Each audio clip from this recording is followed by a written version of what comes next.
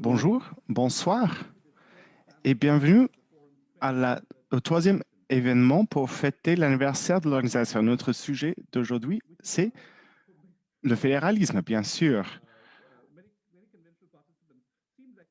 Beaucoup de nos participants penseraient peut-être que c'est un sujet un peu différent, mais comme vous savez, les mégapoles et les régions métropolitaines sont devenus de plus en plus importants dans notre monde.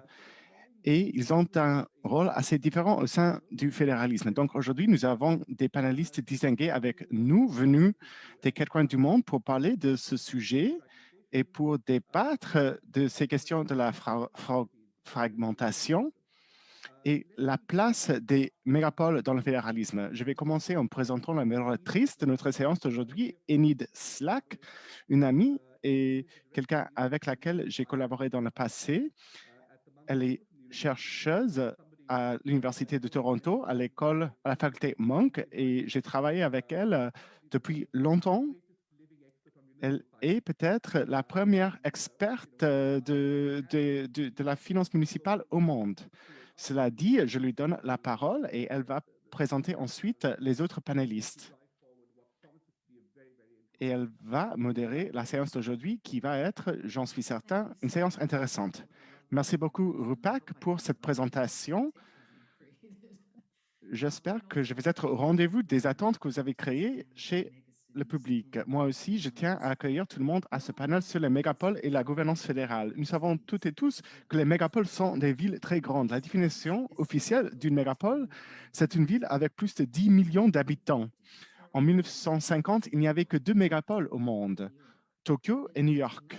Mais en 1990, elles étaient 10. En 2018, il y a 33 mégapoles, tels que le Buenos Aires, le Los Angeles, le Mexico, le Mumbai, dont 15 sont situés dans 9 pays fédéraux. Comme Rupak a dit, les mégapoles sont comme les métropoles dans leur superficie.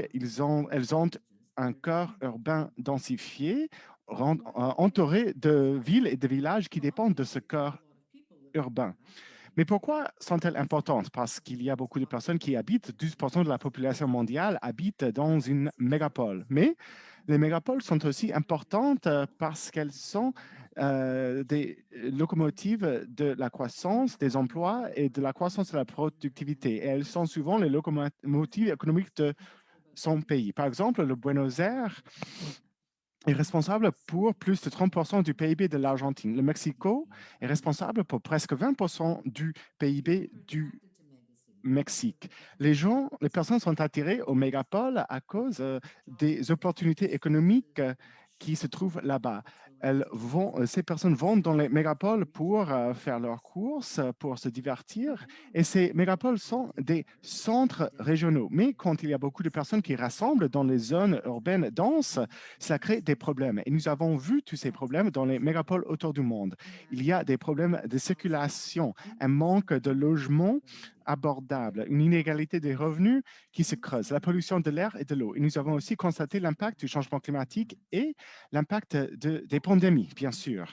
Tous ces problèmes que je viens d'évoquer doivent être résolus au niveau de la métropole ou de la région. Mais ce n'est pas toujours facile de faire cela parce que la gouvernance des mégapoles est très fragmentée. Dans beaucoup de cas, il y a plusieurs juridictions au sein de la frontière d'une mégapole. Je vais vous donner quelques exemples. Los Angeles est gouverné par 200 gouvernements municipaux et 5 gouvernements de comté. La mégapole de Sao Paulo compte presque 40 municipalités, y compris la ville de Sao Paulo. À Buenos Aires, la responsabilité pour les services publics est partagée entre la ville de Buenos Aires, le gouvernement provincial, 19 gouvernements municipaux et le gouvernement fédéral. Et quand on considère Mumbai, la région métropolitaine comprend la corporation municipale de Mumbai, 7 corporations municipales, 13 conseils municipaux, d'autres districts et des dizaines de villages et d'autres agences de l'État fédéré et du gouvernement fédéral. Donc, pourquoi est-ce que cette fragmentation est-elle importante?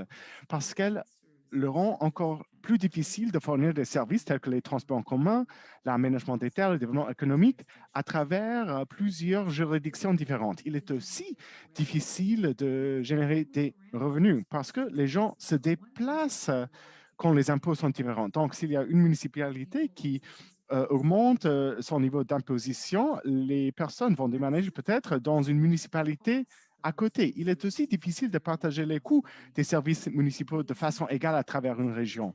Certaines municipalités auront une assiette fiscale assez riche et assez peu de dépenses.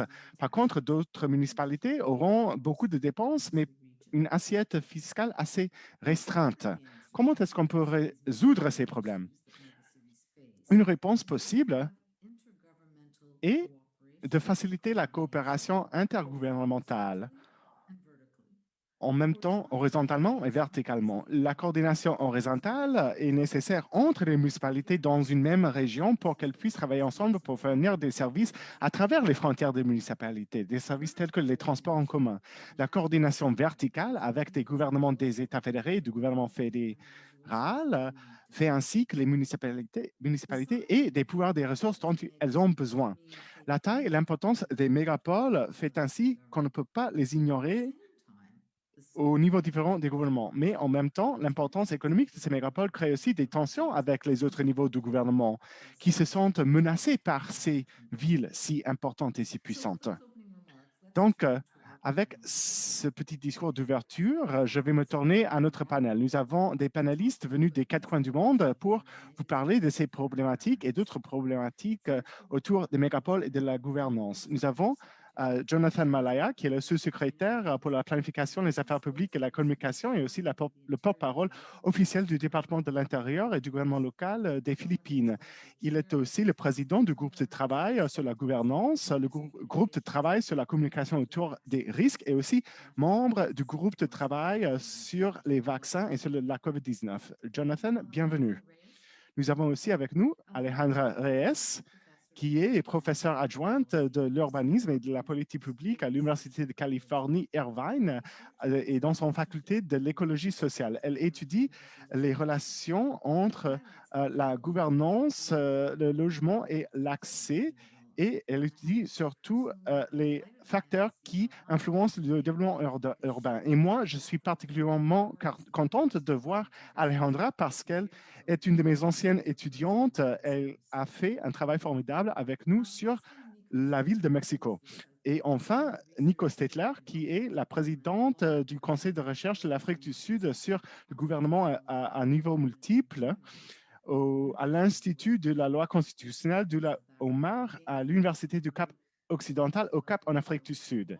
Et moi, j'ai beaucoup travaillé avec Nico au cours des années, surtout sur des questions de la gouvernance locale et des gouvernements municipaux.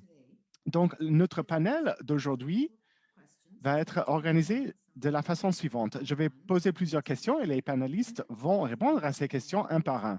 À la fin de l'événement, nous allons aussi avoir des questions du public. Donc, si vous avez des questions, si vous suivez la réunion sur YouTube, vous pouvez utiliser les commentaires en dessous de la vidéo et sur Facebook, vous pouvez aussi utiliser la section de commentaires pour poser des questions. Je vais faire de mon mieux pour répondre au plus grand nombre de questions possibles.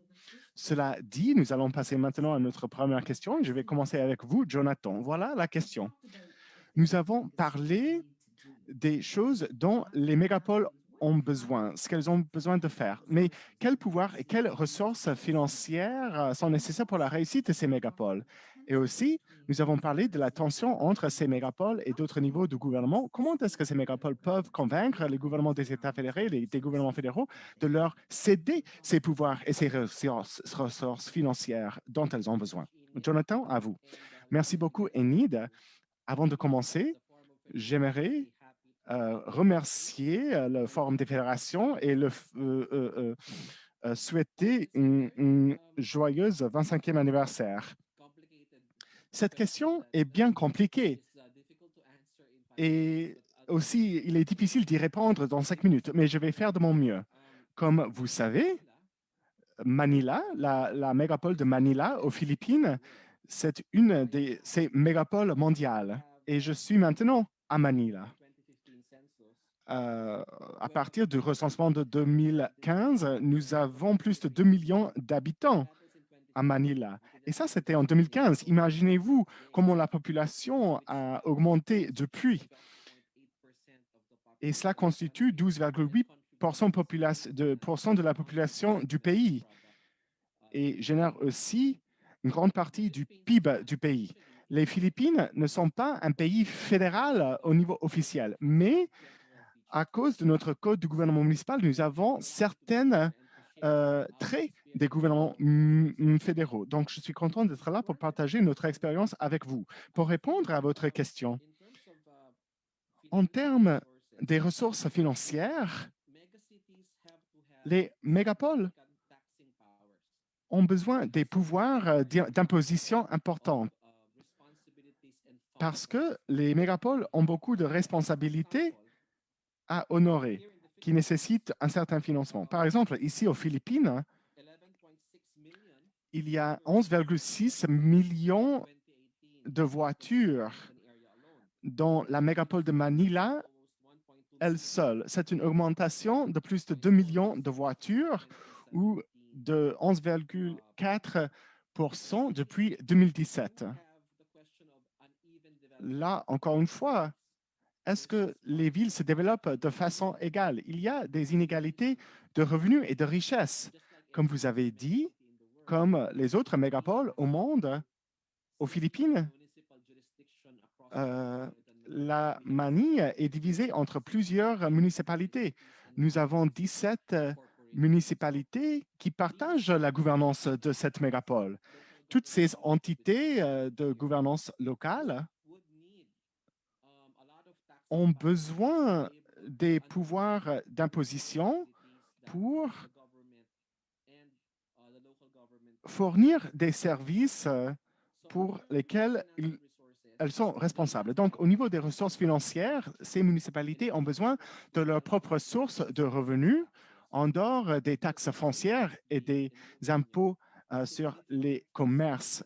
Dans mon avis, il faut aussi des transferts fiscaux importants venus du budget national pour financer ces municipalités et les autres villes qui font partie de ces mégapoles. Ici, nous appelons ces transferts des allocations de revenus internes. Donc, nous augmentons peu à peu ces allocations et en 2022, nous attendons à ce que, pour le pays entier, ces paiements vont augmenter par 313 milliards de pesos du niveau actuel. Et ça va aider des municipalités au sein de la Manille qui ont une densité de population très élevée. Au niveau des pouvoirs, les mégapoles ont besoin des pouvoirs importants pour relever le défi des besoins des habitants de ces mégapoles. Et je vais essayer de répondre à cette question pendant le deuxième tour de questions, parce qu'à ce moment-là, je vais pouvoir expliquer comment les différents niveaux du gouvernement interagissent au sein des mégapoles tels que le Manille. Merci beaucoup. Pour suivre un peu votre réponse, vous avez dit que les villes ont besoin de plus de pouvoir d'imposition. La Manille impose ses propres taxes foncières, mais vous proposez quel genre d'impôt? Une TVA, quelque chose d'autre? Quelle taxe ou quels impôts seraient la meilleure option pour la Manille et pour ces municipalités? La plupart des taxes et des impôts aux Philippines sont perçus par le gouvernement national, mais il y a aussi des transferts fiscaux importants vers des gouvernements municipaux. La Cour suprême a décidé récemment que la source de ces transferts fiscaux devrait inclure non seulement des taxes internes, mais aussi des tarifs et aussi des taxes sur le patrimoine national. Donc, la mégapole de Manille ne doit pas créer de nouvelles taxes, mais la mégapole a besoin de plus de transferts fiscaux provenant du gouvernement fédéral central. Et le gouvernement fédéral doit aussi mettre en œuvre cette décision de la Cour suprême. La décision a été acceptée peu à peu par le gouvernement national, mais il faut maintenant la mettre en œuvre. Dans la métropole de Manille, on s'attend à une augmentation de 30% des transferts du gouvernement fédéral. Donc, on ne va pas créer de nouveaux impôts, mais on va demander des transferts plus importants du gouvernement central. Maintenant, à vous, Alejandra. Merci beaucoup, Enid. Et pour répondre à cette question, j'aimerais vous parler du côté politique de cette question. C'est ce côté que je connais mieux que le côté fiscal. Mais pour suivre un peu la réponse de mon collègue, il y a deux expériences que j'aimerais vous présenter en détail, peut-être pendant le deuxième tour de questions. Tout d'abord, c'est la situation à Guadalajara, la deuxième mégapole du Mexique. Mais depuis 2 ans, j'habite aux alentours de Los Angeles, la plus grande métropole aux États-Unis. Et dans les cas de ces deux villes, les revenus municipaux sont très faibles. Nous avons un plafond sur la taxe foncière ici en Californie et au Mexique, les municipalités n'ont pas des capacités fortes. Leurs capacités sont très faibles. Donc, je veux mettre l'accent sur ce fait que dans les cas de ces deux villes, le financement au niveau de l'État fédéré et au niveau fédéral sont essentiels. Nous savons tous que c'est le cas.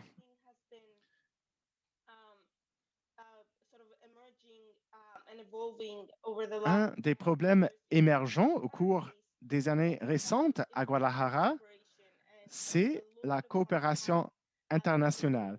Peu à peu, il y a des fonds internationaux qui arrivent dans la ville. Il y a certaines institutions municipales qui ont pu percevoir un financement venu de l'étranger. Du côté de la gouvernance,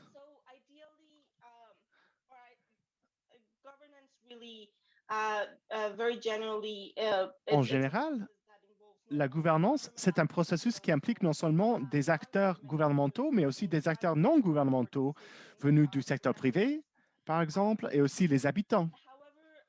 Cependant, je me suis toujours intéressé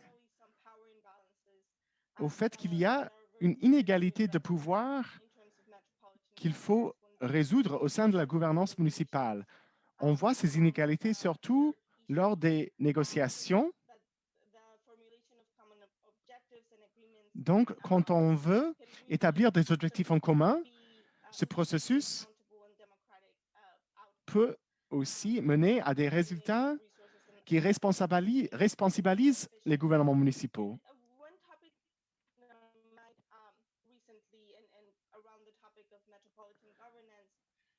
Un sujet que j'étudie récemment, c'est la décentralisation. C'est un processus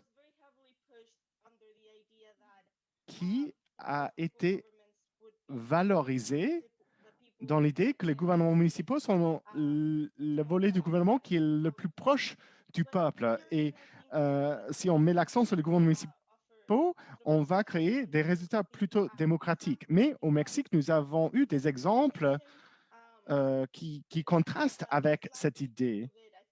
Pour critiquer un peu la décentralisation au cours des années, aux États-Unis, la décentralisation a créé de la compétition sur le terrain entre les municipalités différentes. Et de l'autre côté, dans le contexte mexicain, comme j'ai déjà dit, la décentralisation a fait ainsi que les ressources des gouvernements municipaux sont très limitées et ces gouvernements sont très faibles au niveau du financement et au niveau politique aussi.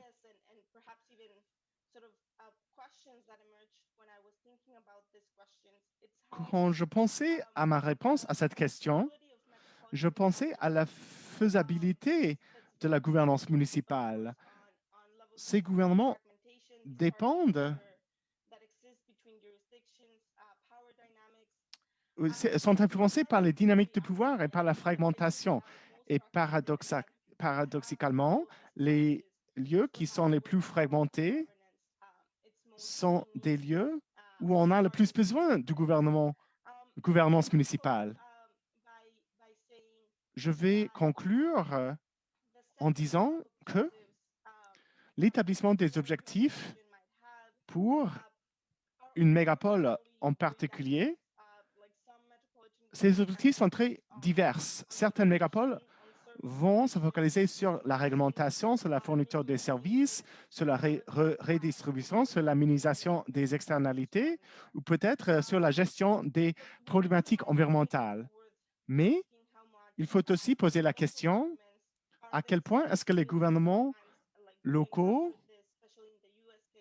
surtout aux États-Unis, est-ce qu'ils veulent vraiment coopérer ensemble, surtout quand il y a des différences importantes dans les conditions financières de ces municipalités. Je vais m'arrêter là. Merci. Merci beaucoup. Vous venez d'évoquer plusieurs questions très importantes, y compris l'importance non seulement de la gouvernance locale, mais aussi des acteurs non gouvernementaux. Je veux poser une question sur le Mexique et sur le Mexico, qui a récemment passé d'avoir un seul district fédéral et la ville est devenue un État-ville. Et est-ce que cela a fait une différence dans les pouvoirs et dans les ressources de la ville de Mexico? Oui, bien sûr. Et je me souviens de cette conversation que nous avons eue il y a plusieurs années. Et à l'époque, malheureusement, moi, j'étais pessimiste. Je ne pensais pas que ce changement allait renforcer la gouvernance municipale à Mexico. Le changement était important, bien sûr, parce que cela a donné plus de capacités à la ville de Mexico, mais les frontières politiques de la ville n'ont pas changé. Seulement les pouvoirs qui s'appliquent au sein de ces frontières. Donc, pour moi, le Mexico, c'est un exemple où les universitaires ont fait le plaidoyer pour des structures municipales depuis longtemps, mais en dépit de toutes les bonnes intentions, cela ne s'est pas produit en dehors de certaines questions vraiment importantes telles que la gestion de l'eau. Mais les évolutions, les changements n'ont pas été appliqués de façon plus systématique. Voilà la raison pour laquelle je vous ai parlé de Guadalajara, qui est une mégapole qui est plus fragmentée, mais qui a une situation plutôt optimiste parce que c'est une ville qui n'est pas aussi grande et aussi complexe que le Mexico. Merci beaucoup. Merci pour cette réponse. Et vous venez aussi d'évoquer cette question intéressante des frontières géographiques de ces mégapoles. Et nous pourrions passer toute une heure sur cette question des frontières. Et moi, j'ai souvent écrit sur cette question. Et pour moi, la délimitation géographique de ces mégapoles n'est pas toujours la réflexion des frontières politiques de ces mégapoles. L'exception, bien sûr, c'est le Cap, qui est une métropole, une mégapole qui comprend aussi, qui englobe aussi son propre région économique. Donc, Nico, est-ce que vous pouvez nous parler un peu de la situation du Cap et des pouvoirs et des ressources nécessaires pour sa gestion? Merci, Enid. Et moi aussi, je veux féliciter le Forum des fédérations pour ses activités au cours des 20 dernières années. Le Forum a fourni beaucoup d'informations et il a aussi toujours été à la tête, dans le peloton de tête de la recherche. Donc, Rupak, félicitations et félicitations à votre équipe d'avoir organisé ou de gérer une organisation si intéressante et efficace. Donc, par rapport aux ressources financières dont les mégapoles ont besoin, dans cette question, on présume que Il y a quelque chose qui est une mégapole qui existe. Et je pense que cette présomption est fausse. On devrait plutôt parler des régions métropolitaines. Et ces mégapoles sont comme des baleines qui sont dans tous les océans, autour de tous les continents. Et ces mégapoles s'étendent dans toutes directions, mais les mégapoles ne sont pas une province, ce ne sont pas une autorité locale. C'est plutôt une entité sans forme, plutôt culturelle, qui ne respecte pas les divisions politiques et gouvernementales. Au Cap, nous avons la ville du Cap qui comprend la zone géographique fonctionnelle de la ville, mais qui a une population de seulement 4 millions de personnes. Mais nous avons aussi la province de Gauteng, qui a une population de 12 millions de personnes, dont la majorité habite dans 3 municipalités et prises ensemble, ces 3 municipalités comptent plus de 10 millions de personnes.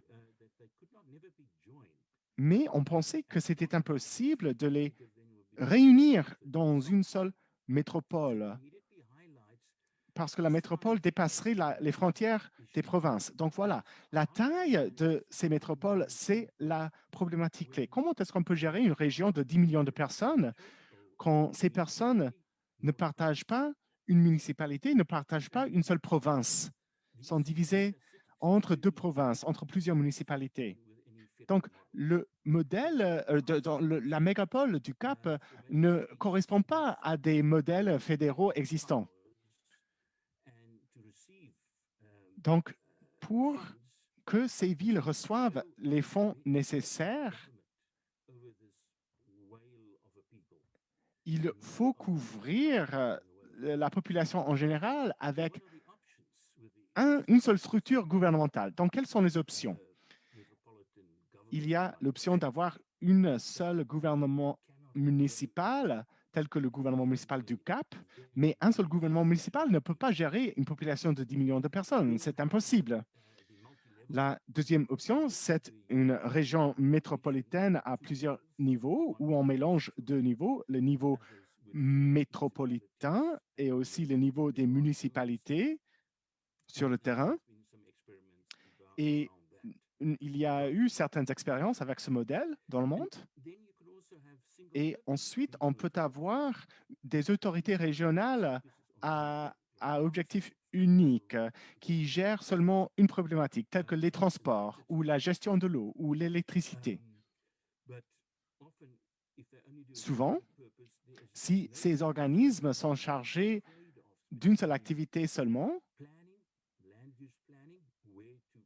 il y a un conflit entre l'aménagement des terres, parce que les gens ont besoin d'habiter pas trop loin de leur emploi, contre les transports. La dernière option, la dernière possibilité, c'est que la province ou l'État fédéré va gérer toute la région, parce que la métropole dépasse les frontières politiques des municipalités dans la région. L'autre possibilité est qu'on n'a pas de structure de gouvernance, mais seulement des modèles coopératifs très forts qui rassemblent des villes, des provinces et le gouvernement central, chacun avec son rôle et ses responsabilités, mais avec une coordination globale des activités pour faciliter la coopération. Et cette structure serait gérée par des accords intergouvernementaux pour consolider les municipalités autant que possible. Quelles sont les contraintes si on ne met pas en place une telle structure? Comme vous avez indiqué, les gouvernements municipaux menacent les États centraux parce que ces municipalités sont puissantes, Elles sont souvent riches et elles sont souvent un lieu de départ pour les futurs personnages politiques. Et souvent, les grandes métropoles sont divisées en petites municipalités et que c'est l'État central qui gère l'organisation des métropoles. Et ici, l'Australie, c'est un très bon exemple. Prenons l'exemple de Sydney, la plus grande métropole de l'Australie, qui a accueilli les Jeux olympiques. Mais la municipalité de la ville de Sydney elle-même, même quand on a le marathon de Sydney, ce n'est pas la municipalité qui le gère, c'est l'État fédéré qui va gérer un tel événement d'envergure. C'est plutôt l'État qui gère le métro. Eh bien, dans ce contexte, lorsque nous avons affaire à des situations imprévues, eh bien, l'autorité centrale revient à son rôle et entreprend les mesures correctives nécessaires, et ce, en organisant et en coordonnant et en intervenant. Donc, avant d'aller plus loin, je vois qu'il est important d'envisager d'abord quels sont les mécanismes pour que ça fonctionne bien. Comment est-ce qu'on peut faire en sorte que les villes soient vivables, que les prestations soient mises à la disposition des populations? Deuxièmement, comment faisons-nous pour que les villes soient productives, c'est-à-dire les infrastructures, les moyens de transport, et ainsi de suite? Diapo suivante. Ah, très bien. Merci, Jonathan. Je vais vous donner l'occasion de répliquer à ce qui vient d'être dit. On a dit tout à l'heure qu'il y a une espèce de menace qui pèse sur le gouvernement central. Évidemment, on peut entendre de toutes sortes de choses. Là, c'est la première fois que j'entends parler de cela. Mais en ce qui concerne ces structures, qu'est-ce qui va rester en fait au niveau des provinces lorsque l'État central, fédéral, va faire en sorte que les villes vont devenir plus puissantes? Alors, est-ce que Jonathan a quelque chose à ajouter là-dessus par rapport à la réplique qui pourrait être faite par le gouvernement central aux villes ou aux municipalités? Quel est votre sentiment là-dessus? Oui, je suis d'accord. Je suis d'accord avec ce que mon collègue a dit quant à la question de la résistance de la part du gouvernement central par rapport à ce que pourrait faire une métropole ou une mégapole. Si vous êtes le maire ou le gouverneur d'une grande conurbation, cela évidemment va vous donner une attention particulière. Vous allez être sur la sellette, vous allez être surveillé par un petit peu tout le monde. Et par conséquent, il serait quelque peu délicat. Ça a été en fait le problème des Philippines. Ça a été pour nous un défi, à l'instar d'ailleurs d'un grand nombre de villes dans le monde de cette taille-là. Donc, il y a cette fragmentation. Les mégapoles ont des juridictions multiples, ce qui en fait une gouvernance difficile. Et c'est un défi de taille dans toutes les mégapoles du monde. Oui, l'autre défi, c'est le financement. Comment faire en sorte que ce financement puisse suivre, puisse répondre aux attentes au-delà du système fiscal? C'est là un goulot d'étranglement certain. Alors, avant de répondre à cette question, est-ce que je peux vous rappeler que vous pouvez, je m'adresse ici à l'auditoire, vous pouvez aussi poser des questions, utiliser le chat box pour écrire vos questions en indiquant à qui vous l'adressez, si possible, Donc, question suivante. Dans un système de gouvernance multilatéral, quels sont les mécanismes qui peuvent être utilisés pour que les trois niveaux du gouvernement, fédéral, central, local, puissent collaborer ensemble? Alors, y a-t-il des exemples intéressants? Est-ce qu'on peut donner quelques exemples qui ont un sens au niveau de différentes expériences vécues de par le monde? Alors, je voudrais aussi que l'on parle de la manière dont les mégapoles peuvent équilibrer les choses dans une province donnée.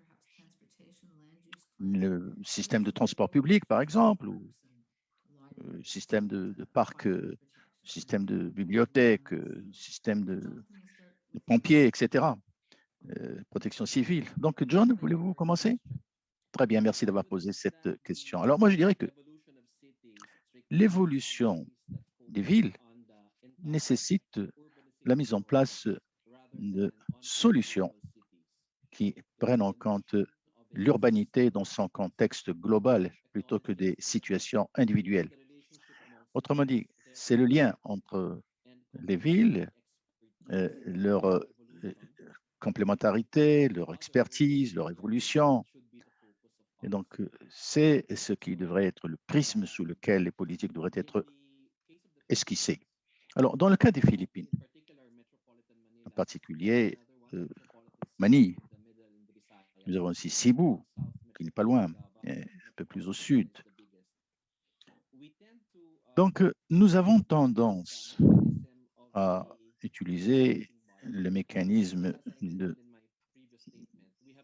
parti coordonnateur parce qu'il nous a été impossible de créer une seule mégapole avec un seul système de gouvernance. Nous avons ce qu'on appelle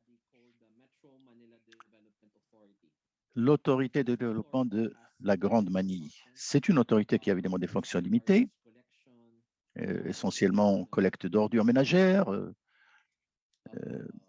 des activités de ce genre. Mais étant donné ces pouvoirs restreints, parce que la plupart des pouvoirs sont entre les mains des municipalités, mais le contexte a obligé le gouvernement à se réinventer. Parce qu'une ville métropolitaine, on peut vivre sous une juridiction et travailler sous une autre. Et les questions, par exemple, où serait-on vacciné? Le lieu de travail ou au lieu de résidence? Où est-ce qu'on sera testé? Connaît-il, par exemple, des heures de curfew? Aux Philippines, nous avons des heures précises, par exemple 18 heures, alors que les travailleurs sortent quelques minutes auparavant. Donc, cela a obligé les maires à travailler ensemble en étroite collaboration et ils ont utilisé ce qu'on appelle l'organisme de coordination. Ils se réunissent régulièrement, presque chaque semaine, avant de se rencontrer, une fois par mois, une fois tous les 2 mois, etc.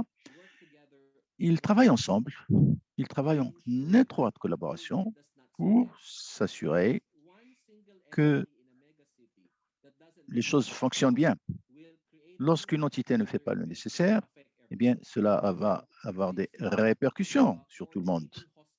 Donc, il y a une espèce de coordination, une espèce de savoir vivre en bonne intelligence qui fait que les différentes juridictions émettent des rapports sur ce qui se passe au niveau de la capacité d'accueil hospitalière. On dira également aux patients aller vers telle ou telle unité hospitalière, et même si elle se trouve sous une autre juridiction. Autrement dit, c'est aussi la capacité de faire du tracing comme il se doit. On habite à l'endroit X, on travaille à l'endroit Y. Et donc, le traçage ici pose problème lorsqu'on n'est pas bien coordonné.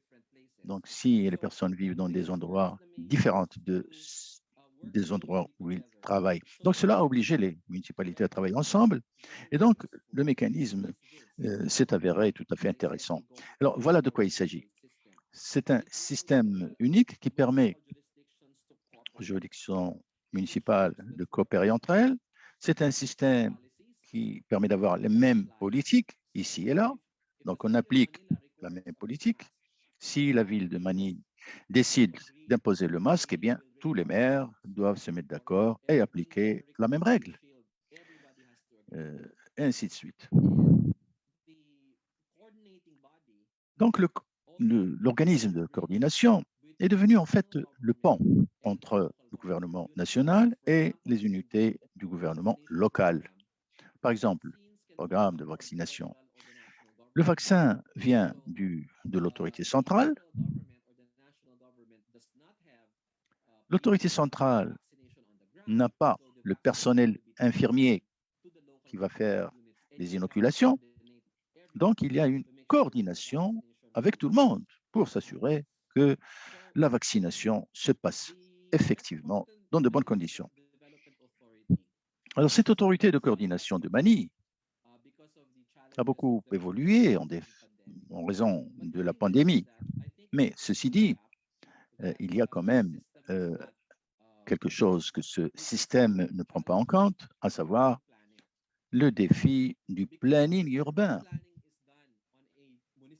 Le planning urbain est fait au niveau municipal et il n'y a pas de coordination claire et nette entre les différentes juridictions sur la manière dont on perçoit le développement. Si le gouvernement national n'intervient pas pour imposer certaines politiques, eh bien, chacune des municipalités va faire ce qu'elle veut et puis ça va aller dans tous les sens. Ça ne fonctionnera pas du tout.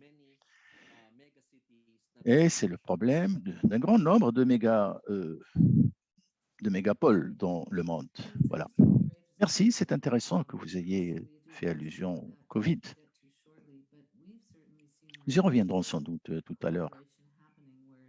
Évidemment, la coopération intervient au sein des zones métropolitaines, mais aussi entre les zones métropolitaines et le gouvernement central. C'est ce qu'on a vu d'ailleurs au Canada. Beaucoup de coopération, beaucoup de collaboration entre ces différents niveaux de gouvernement. Donc, vous avez cet organisme de coordination à Manille, qui est un excellent mécanisme de coordonner les choses. Oui, allez-y. Alexandra, je commencerai par quelques idées générales. Alors, il y a deux cas en particulier qui peuvent être relativement intéressants à partager avec vous.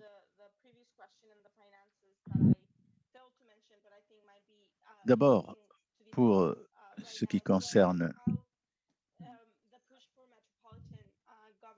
cette question épineuse, c'est-à-dire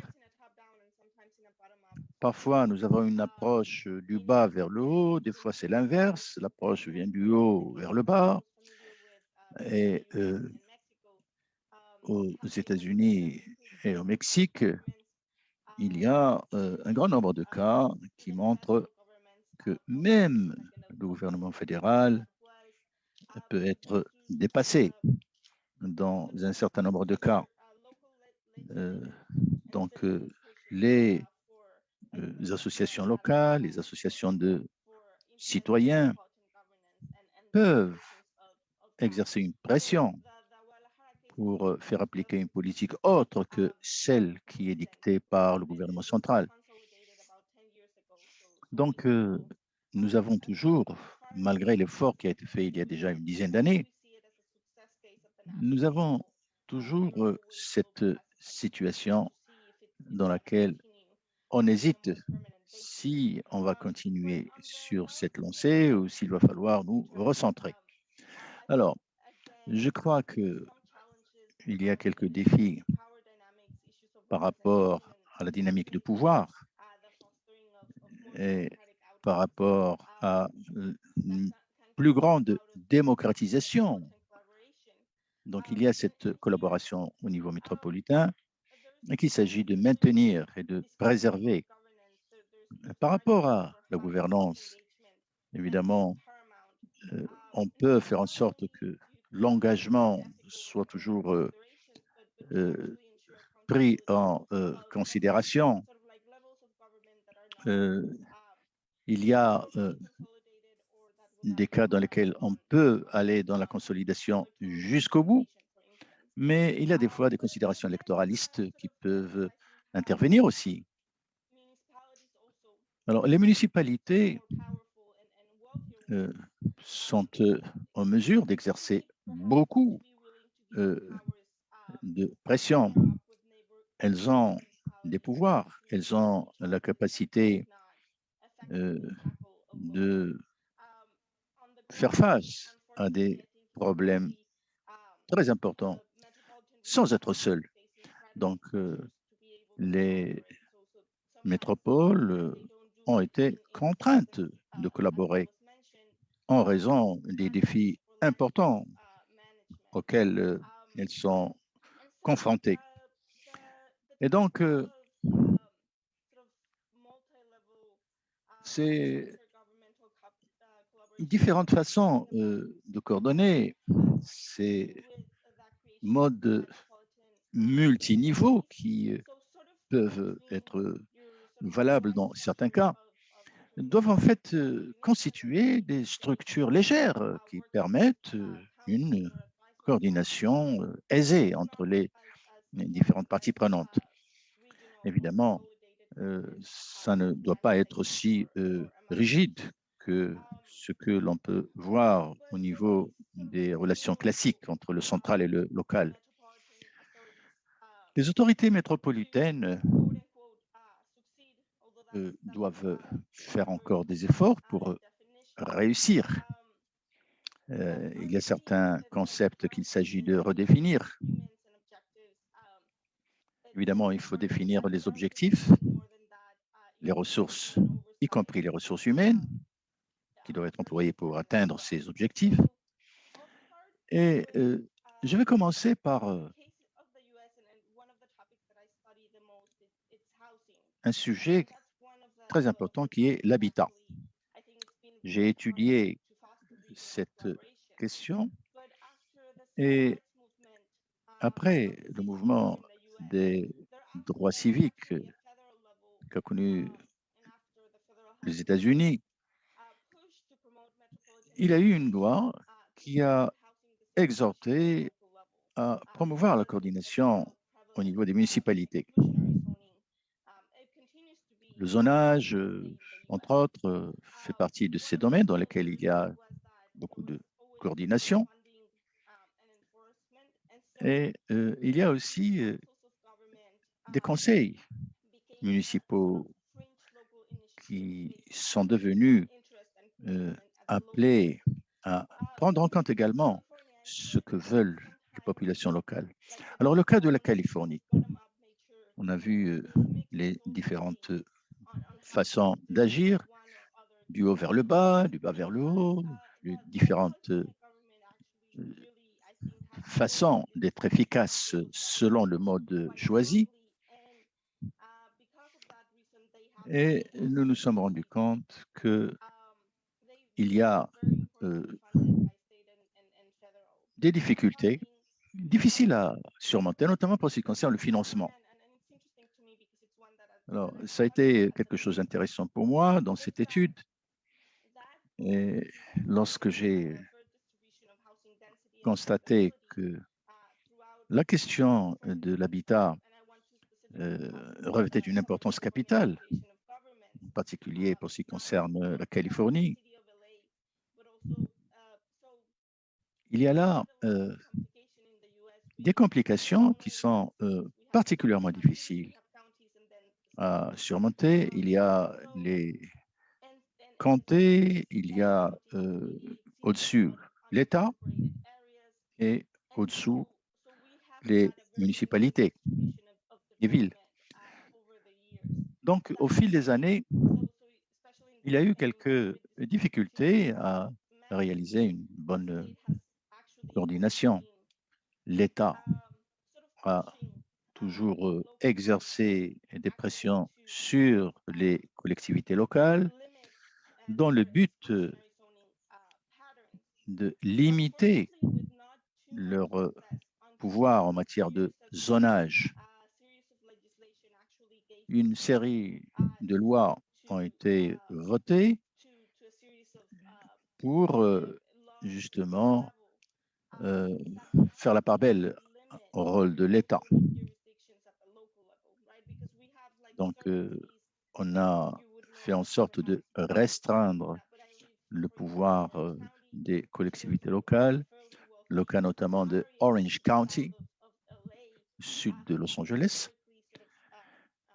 où des expériences pilotes ont été lancées pour faire en sorte de promouvoir le développement au niveau de la province. Un autre exemple peut être cité au Mexique, à Guadalajara, lorsque nous considérons que c'est là la deuxième plus grande ville du Mexique. Nous avons ici un exemple qui montre que des instituts ont fusionné et des recherches ont été lancées pour faire en sorte que les autorités municipales puissent jouir de tous les pouvoirs dont elles ont besoin dans les différents secteurs. Les gouverneurs ont été, dans certains cas, réticents et n'étaient pas forcément en faveur de donner davantage de pouvoir à ces entités municipales. Donc, entre 2009 et 2012, il y a eu toute une série de frictions et on a donc essayé de mettre en place un modèle intermédiaire qui prenne en compte la situation telle qu'elle se présentait au niveau fédéral. On gère le développement d'une manière générique et au niveau de la ville, on leur a laissé l'occasion de jouer certains rôles. Il y a évidemment des villes comme la ville de Mexico City qui n'adoptera jamais ce genre d'arrangement. Mais en tout cas, il y a des intérêts qui sont défendus ici et là par les municipalités. On a donc vu qu'une caractéristique importante doit également être mentionnée ici. Le genre est pris en compte. Il y a les ressources qui sont disponibles. Les municipalités ont généralement eu tous les crédits dont elles avaient besoin. Et ce que je voudrais mentionner aussi par rapport à ce qu'on a vécu comme expérience à Guadalajara, c'est que il y a des projets d'infrastructure qui ont été gérés localement en prenant en compte l'avis d'un certain nombre d'associations et d'acteurs de la société civile, des esprits, en tout cas de la coopération a été mise en œuvre avec les différentes parties prenantes et on a eu un financement assez important de la part de l'État et nous avons également fait en sorte que les contributions municipales soient proportionnelles aux recettes municipales récoltées par ces entités. Et le ministère des Finances n'était sollicité en fait que dans une certaine proportion. Et enfin, dans le cas de Guadalajara, comme je l'ai mentionné, nous avons lancé cette expérience de bonne gouvernance, étant donné que l'État était derrière cette initiative. C'était l'État qui avait voulu réaliser ce projet. L'État a donc joué le rôle de coordonnateur, mais les gouverneurs, les maires, les conseils métropolitains, les différentes structures consultatives ont également exprimé leur volonté de prendre part à cet effort. Voilà l'étude que j'ai menée. Très bien, merci pour cette présentation. C'est très intéressant de faire cette comparaison entre ce qui se passe aux États-Unis et au Mexique. Il y a évidemment des approches différentes qui peuvent être entreprises, du haut vers le bas, du bas vers le haut. Et puis, il y a d'autres mécanismes aussi, beaucoup moins formels. Oui, mon cher collègue, allez-y.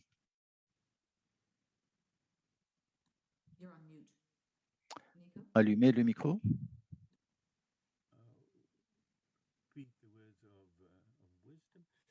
Très bien, quelques mots de sagesse, si vous voulez bien.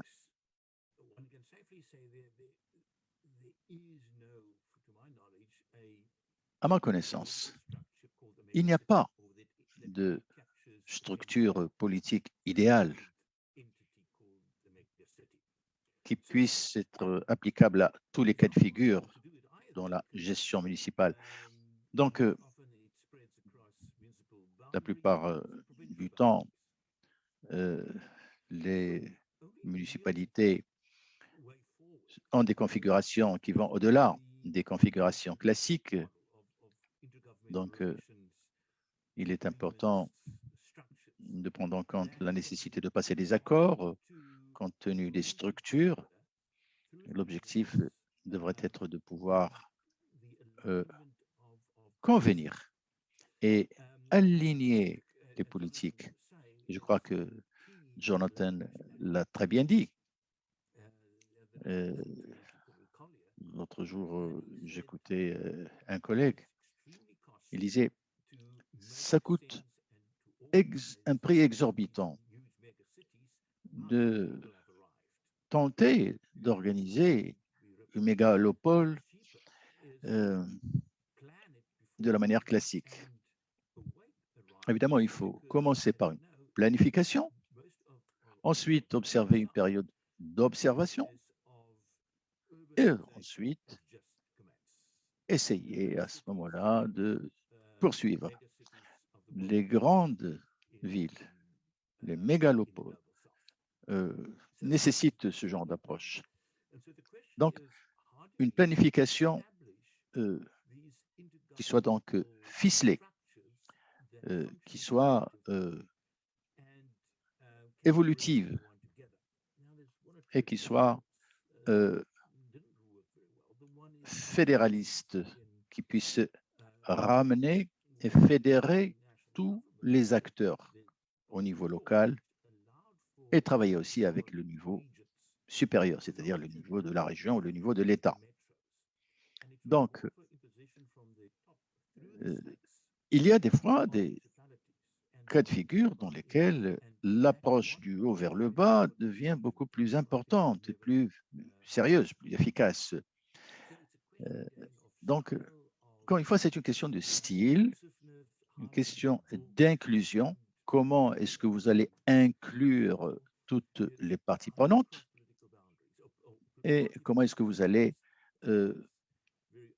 en quelque sorte, sculpter les différentes figures et établir les différentes frontières entre les différentes entités pour essayer de minimiser les heurts et les frictions. Alors, l'exemple de l'Afrique du Sud qui a été cité est tout à fait intéressant. La notion de planification est importante. Mais alors, il faut aussi faire allusion ici aux différents cas de figure pour le développement d'infrastructures. Il y a donc un conseil qui doit jouer un rôle très important. Il faut faire en sorte que les provinces, les maires dans ces entités puissent également jouer le rôle. Donc, il faut aussi penser à un terme clé qui est l'innovation. Il faut être innovateur dans ces différents cas de figure pour que les grands projets d'infrastructure puissent réellement prendre forme grâce à cette coordination et à cette prise en compte des opinions des autres parties prenantes. Donc, dans chaque mégapole, il faut bien penser à cette approche. Il y a la structure gouvernementale qu'il s'agit de prendre en considération. Il y a évidemment les règles d'engagement qu'il s'agit de mettre en place d'une manière aussi claire que possible. Il y a le facteur de la planification et c'est ainsi que tous ces éléments doivent être pris en compte.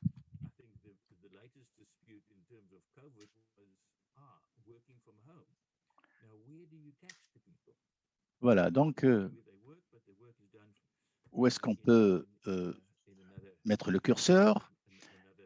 Ça dépend donc des différents cas de figure et ça dépend des volontés des uns et des autres. En tout cas, ce sont là les problématiques qui nécessitent beaucoup de coordination entre les différentes parties prenantes. Merci.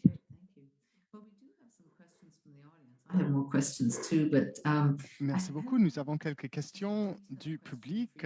Moi aussi, j'avais quelques questions. J'ai une question détaillée pour Jonathan et je veux aussi poser une question sur la pandémie pour les autres panélistes. Mais pour Jonathan, voilà ma question. À quel point est-ce que le revenu de la métropole de la Manille, est-ce que ces dépenses sont couvertes par les impôts qu'elle collecte? C'est presque c'est presque moitié-moitié. C'est surprenant.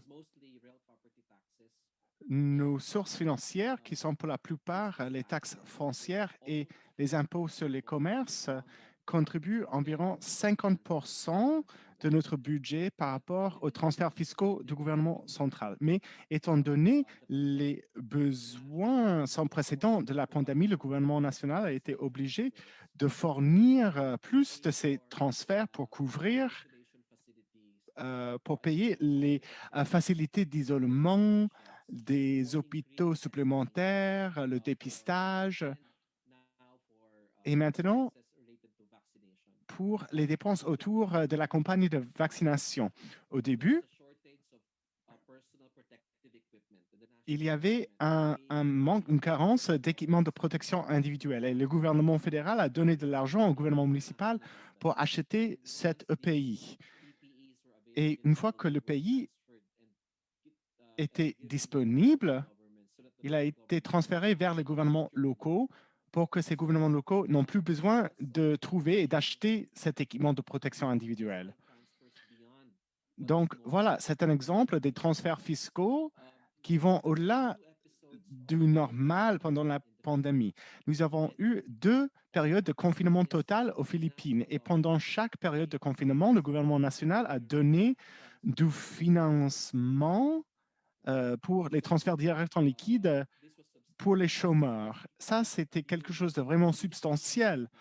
Nous venons de finir de distribuer plus de 22 milliards de pesos à 22 millions de Filipinos dans la métropole de Manille. Parce que quand on parle de la métropole de Manille, il y a 17 municipalités, mais les résidents des provinces voisines viennent aussi à Manille pour travailler. Donc, si on ferme la ville de Manille, on ferme aussi 4 autres provinces qui entourent la ville. Donc, le gouvernement national a fourni une assistance financière à ces personnes qui ont perdu l'emploi, une assistance financière pendant 2 semaines. Et ça a nécessité aussi d'autres transferts en liquide du gouvernement national à ces municipalités pour qu'elles puissent soutenir les citoyens pendant la pandémie. Donc, la réponse courte est que la distribution est environ 50-50, mais pendant la pandémie, les transferts provenant du gouvernement central sont devenus plus importants. C'est ça? Oui. Donc, maintenant, pour Alejandra et Nico, nous avons reçu une question sur la pandémie. Voilà la question. Qu'est-ce que la gouvernance la gouvernance municipale pendant une pandémie devrait ressembler à quoi, d'après vous? Oui, je me demande, c'est quoi la différence entre ce que cela devrait être et ce que cela est actuellement? Oui, dans les cas que j'ai déjà présentés, dans le cas de Guadalajara, par exemple,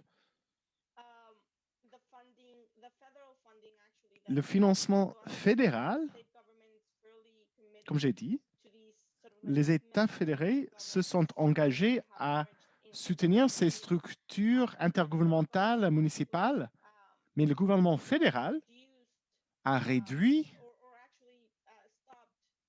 ou plutôt a arrêté de fournir ces financements à cause de la pandémie. Le gouvernement central ne pensait plus que ces organismes de coopération intergouvernementale n'étaient plus une priorité. De l'autre côté, peut-être je n'en ai pas parlé auparavant, mais dans le cas de l'Association des gouvernements municipaux de la Californie du Sud, même si le gouvernement de l'État fédéré, le gouvernement central, ont demandé à ces organisations d'être plus inclusives et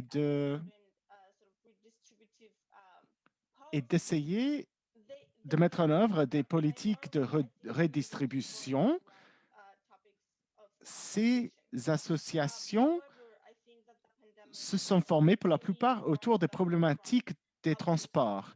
Mais avec la pandémie, il y a aussi le logement qui est devenu un problème considérable.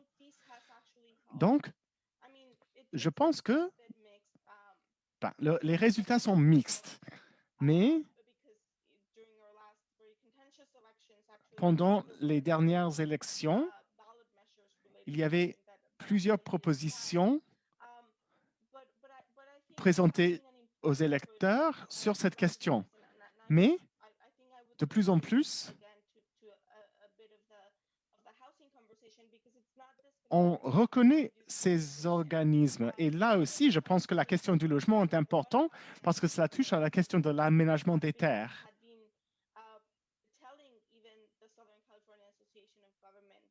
Et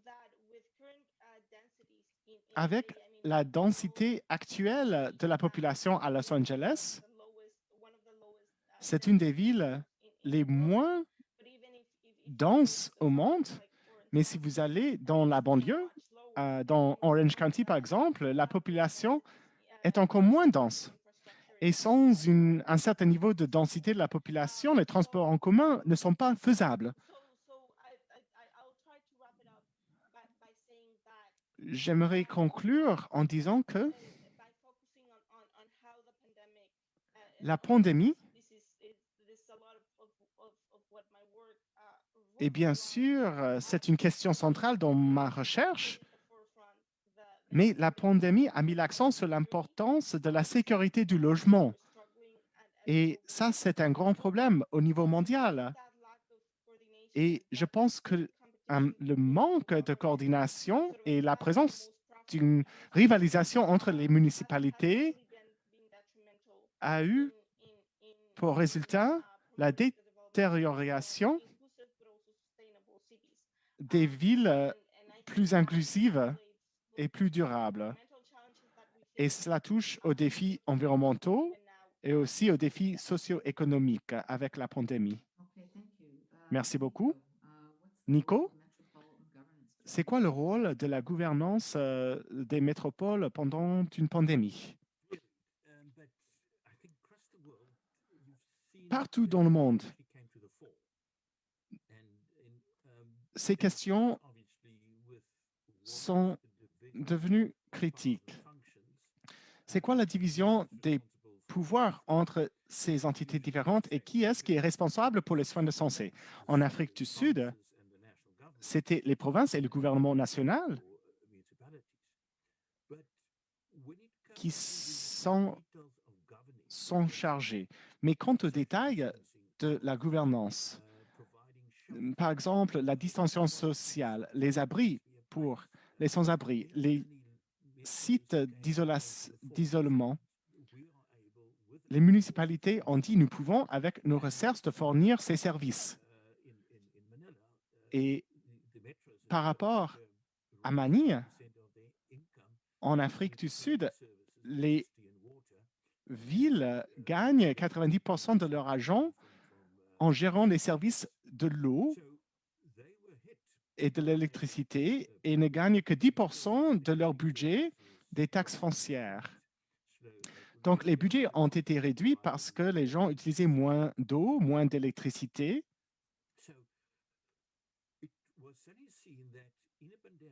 Donc, dans une pandémie où il y a beaucoup de questions politiques à résoudre, il faut prendre en compte les détails des vies individuelles des personnes. Ils peuvent aller jusqu'où à pied, par exemple. Ce sont quoi les services disponibles dans le quartier? Et aussi, à cause de la densité des métropoles, ce sont aussi dans les villes que les maladies se propagent le plus rapidement. Donc, les gouvernements municipaux ont beaucoup fait pendant la pandémie et elles nous ont montré qu'elles ont un rôle critique à jouer dans la lutte contre la COVID-19. Merci beaucoup. Je peux ajouter qu'au Canada, nous vivons une période intéressante. Bien sûr, le gouvernement fédéral achète les vaccins et les gouvernements provinciaux les distribuent et puis les gouvernements locaux se chargent des injections elles-mêmes. Donc, il y a beaucoup de collaboration et beaucoup de coordination qui est presque sans précédent. Au niveau des métropoles, à Toronto, une ville de presque 3 millions de personnes dans une région avec 6 millions d'habitants, il n'y a pas de structure de gouvernance formelle qui couvre toute la région. On en parle depuis des années, mais une telle structure n'a pas encore été créée. Mais les maires de chaque municipalité se sont réunis pour parler de ces questions qui dépassent les frontières des municipalités. La santé publique, par exemple, les transports en commun. Et il y a déjà en place une collaboration officieuse qui a déjà porté ses fruits, mais il n'y a pas de structure intermunicipale pour s'attaquer à ces questions. Donc, nous recevons beaucoup de questions du public, dont je vais en poser une au panel. C'est une question intéressante parce que les mégapoles sont énormes et j'ai déjà parlé de beaucoup des problèmes auxquels font face les mégapoles. Mais voilà la question. Quel est l'instrument de politique publique fondamentale pour garder les villes à une taille où elles peuvent contribuer au bien-être de la société, étant donné l'afflux de personnes vers les mégapoles? Donc, les gens veulent déménager vers les mégapoles, mais ces mégapoles ont leurs propres problèmes. Donc, comment est-ce que nous pouvons maintenir ces villes à une taille efficace, une taille qui va être la meilleure pour la population? John, vous voulez commencer? Oui, il serait très difficile pour n'importe quel instrument politique, que ce soit une loi ou une action exécutive, de limiter la taille d'une mégapole. Les mégapoles n'ont pas été créées de façon exprès. Elles n'étaient pas des mégapoles au début. Elles n'étaient que des petites entités qui sont devenues de plus en plus grandes. Et nous voyons la même chose partout dans le monde. Ces mégapoles, au début, étaient des villages qui sont devenus de plus en plus grands pour dépasser enfin les frontières politiques régionales. Donc, les mégapoles sont des victimes de leur réussite. Donc, la seule façon de limiter la taille d'une mégapole, c'est de réduire la réussite de cette mégapole. Parce que les gens vont toujours être attirés par les mégapoles. Mais avec la pandémie, la pandémie a changé la donne un tout petit peu. Nous avons vu, par exemple, à Manille, la métropole est le centre de la pandémie. Donc, il y avait beaucoup de personnes qui ont quitté la ville pour rentrer dans les provinces et pour s'échapper à la pandémie. Donc, nous avons un programme maintenant au niveau national qui est un programme de réinsertion. Donc, beaucoup de personnes qui ont été attirées par les villes font partie maintenant de ce programme. Et nous avons plusieurs provinces qui ont accepté d'accueillir des habitants qui vont revenir des mégapoles. Donc, oui, la pandémie a changé la donne. La pandémie nous a obligés de repenser la gouvernance et de repenser les flux démographiques, parce qu'il y a des gens qui quittent les villes à cause de la pandémie. Oui, c'est un phénomène que nous pouvons observer partout dans le monde. Je l'ai observé ici au Canada, où il y a les gens qui quittent les grandes villes pour déménager vers des municipalités entourantes. Je ne suis pas certaine que ce phénomène va continuer ou si cette tendance va s'inverser après la fin de la pandémie. Je suppose que cela dépend ça dépend de la possibilité de travailler à distance. Pour le moment, il y a beaucoup de personnes qui travaillent à distance, mais est-ce que ces gens vont continuer de le faire ou est-ce qu'ils vont devoir revenir dans les villes? Vous avez parlé de ce programme pilote pour encourager les personnes de redéménager vers les provinces. Est-ce qu'il y a des mesures d'incitation que vous offrez? Oui, c'est un programme qui est intitulé Rentrez à votre province dans la langue locale. La plupart des personnes dans les mégapoles sont des migrants, pour ainsi dire. Donc, nous avons lancé un programme où on fournit une assistance gouvernementale pour aider les personnes à rentrer dans leur ville d'origine. Donc, il y a un transfert en liquide. On offre aussi une subvention des transports. Donc, c'est le gouvernement qui paye le transport et les gouvernements locaux et les gouvernements provinciaux sont chargés de fournir l'assistance professionnelle ou d'aider ces personnes à trouver un emploi. Donc, c'est un grand défi, mais jusqu'ici, le programme réussit bien. Et plus les gens profitent de ce programme, plus il va porter ses fruits. Donc, nous espérons élargir le nombre de provinces qui participent à ce programme. Merci beaucoup. Alejandra, je ne sais pas si vous vouliez parler de l'exemple des États-Unis, du Mexique, mais allez-y. Oui, il y a un exemple notable dans le cas du Mexique. Bien sûr, et malheureusement, dans le passé, la structure de gouvernance était beaucoup plus centralisée au Mexique et beaucoup de postes exécutifs, beaucoup d'actions exécutives étaient beaucoup plus faciles à mettre en œuvre. Mais nous avons entamé un processus de décentralisation pour reconnaître le fait que la ville de Mexico était déjà saturée.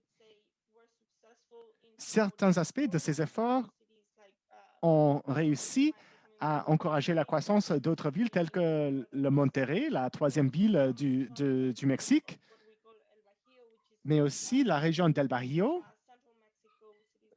qui est le Mexique central, avec les villes qui sont devenues des centres industriels. Peut-être c'était un résultat inattendu négatif, mais on voulait aussi décentraliser l'industrie pour développer les régions en dehors de la ville du Mexico.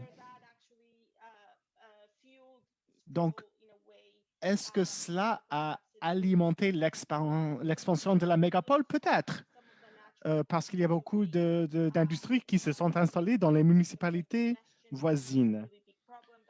Maintenant, nous avons aussi le problème des embouteillages dans la ville de Mexico et ailleurs, et aussi des problèmes d'insécurité.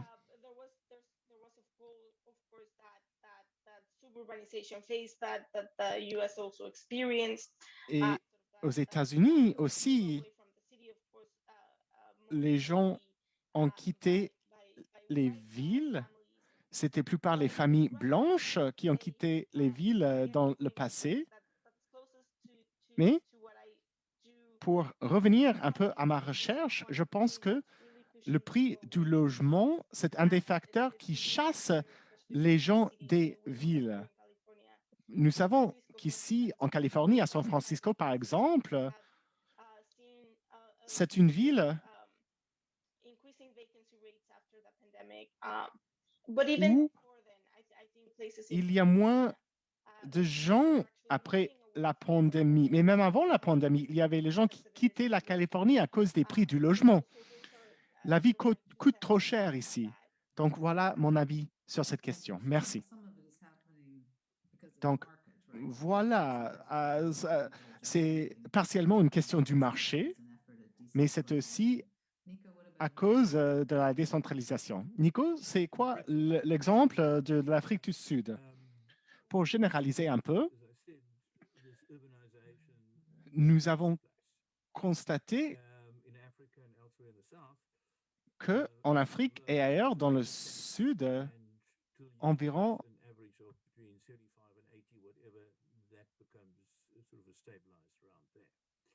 Now, there's no way that you can stop les villes sont toujours attractives pour les personnes. Nous ne pouvons pas empêcher cette attraction. Les villes vont attirer les gens et les gens vont suivre cette attraction. La seule façon pour réduire l'allure d'un lieu, et ça c'est un grand problème en Afrique, où on a les villes capitales qui abritent tous les services publics.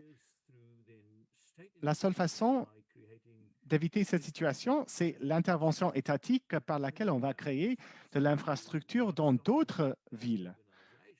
Donc, l'idée n'est pas d'empêcher l'urbanisation, mais plutôt de redistribuer, d'égaliser un peu les investissements en dehors de la ville capitale.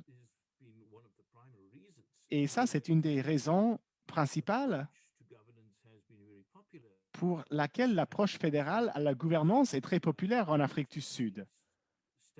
Parce que c'est un outil pour faire des investissements étatiques, un outil d'égalité entre les régions. Et pas seulement de laisser tout l'argent rester dans les villes capitales.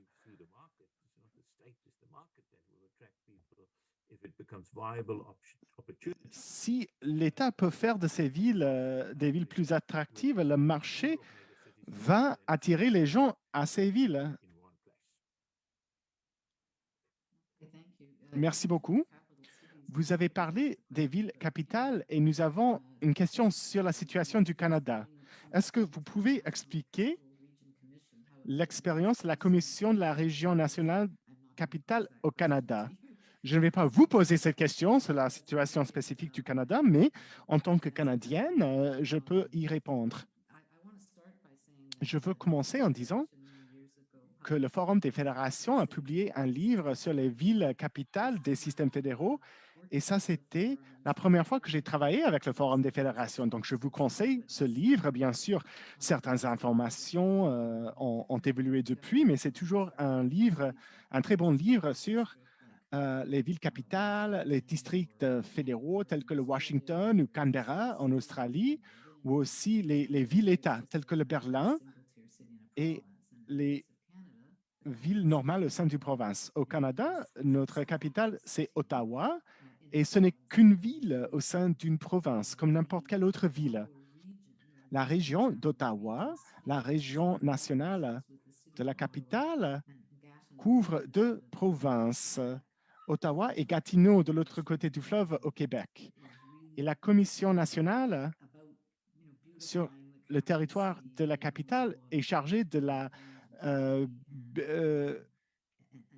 l'enjolivement de la ville et la gestion des terres publiques, mais il y a souvent des tensions entre la commission et la gouvernance, le gouvernement municipal. Qui est-ce qui est chargé de l'aménagement des terres, en fin de compte?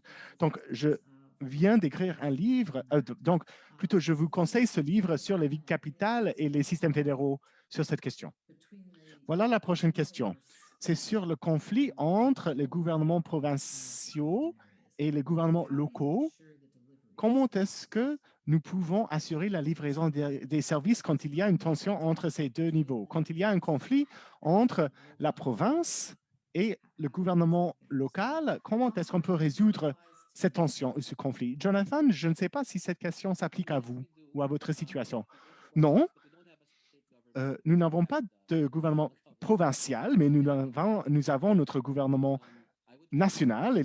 Nous avons la même tension entre ce gouvernement national et les gouvernements locaux. Il y a toujours deux approches, l'approche dure et l'approche molle. L'approche dure, c'est la menace d'une action juridique quand le gouvernement municipal ne fournit pas un service nécessaire.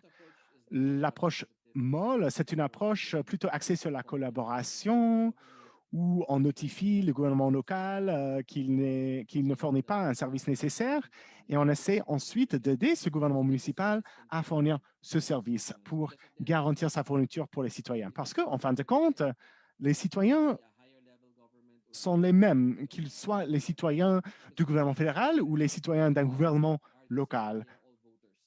Et ce sont tous des électeurs, des citoyens.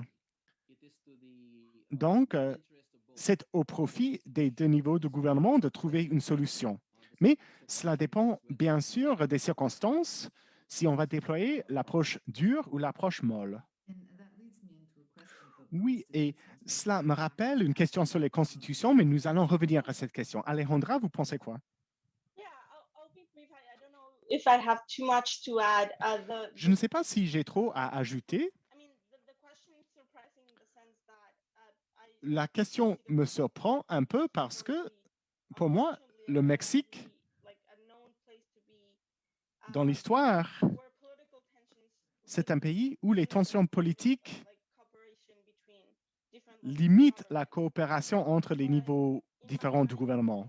Mais pour moi, ces tensions n'ont jamais empêché la fourniture des services. Je sais qu'en général, les gouvernements tendent à oublier leurs différences dans les cas d'urgence où il faut, par exemple, fournir de l'eau ou d'autres services sont trop. Là où je pense que les tensions limitent les actions du gouvernement, ce sont dans les cas qui ne sont pas urgents. Par exemple, sur des questions de l'aménagement des terres ou quand le manque de coopération va avoir des conséquences négatives sur le long terme, mais pas de façon immédiate. Donc, voilà ma réponse. Merci beaucoup. Nico? Oui, on peut créer de nouvelles structures, on peut créer des procédures. Ce sont de bonnes choses, mais c'est en fin de compte une question de la culture politique. Et si on prend l'exemple des États-Unis, où il y a des conflits entre les gouverneurs et les maires, où il y a le gouverneur qui est démocrate et le maire qui est républicain ou vice-versa. Et il n'y a plus de coopération. Et ce problème s'est même présenté avec la COVID. Mais voilà la question encore plus difficile.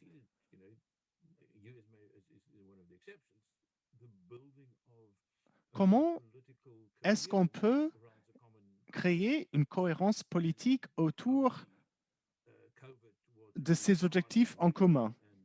Bien sûr, la COVID a été un problème difficile et meurtrier.